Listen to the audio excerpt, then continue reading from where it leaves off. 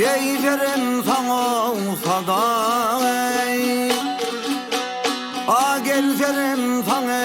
saday, sallayın merdil, ve uzungaki bulgurun kumayın merdil.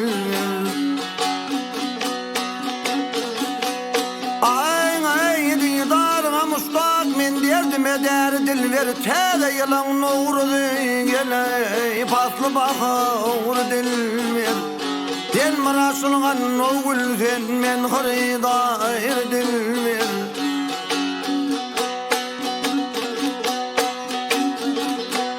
ay danışsa kanıvat yerde dillerin ne yazayıp den aktane dökülgen gel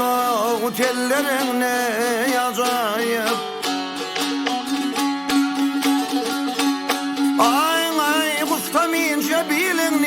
billerin acayip Arıkmin ayrılman geley balların ne yazayip Senin mağanı vermez bağın en uğra dilver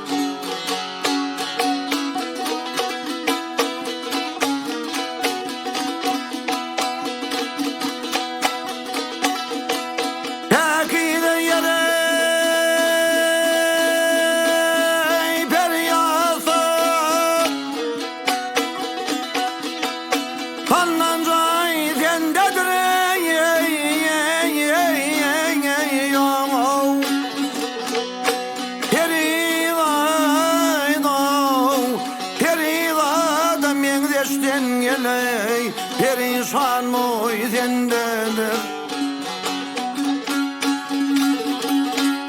ay royun şeyler evşerli elbette ay sendedir cennet canım alvan ok bilen yay sendedir Karab bilen karattım kemanatı dilver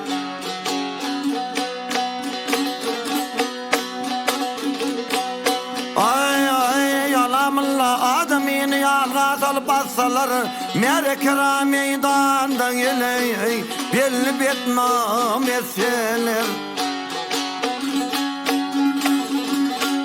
Ay bir etten tel kılığı yan bu yan iseler Metecini beyin var geley Mansur kimin asfalar Ardım şudur algay sen men gülekayr dilver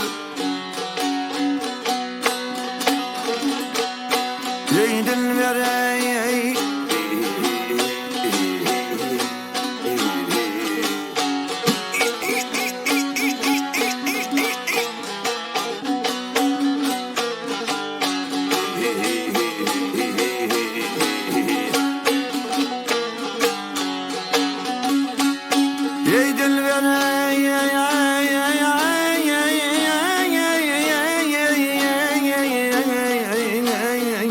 Uğrunda koydu can dilver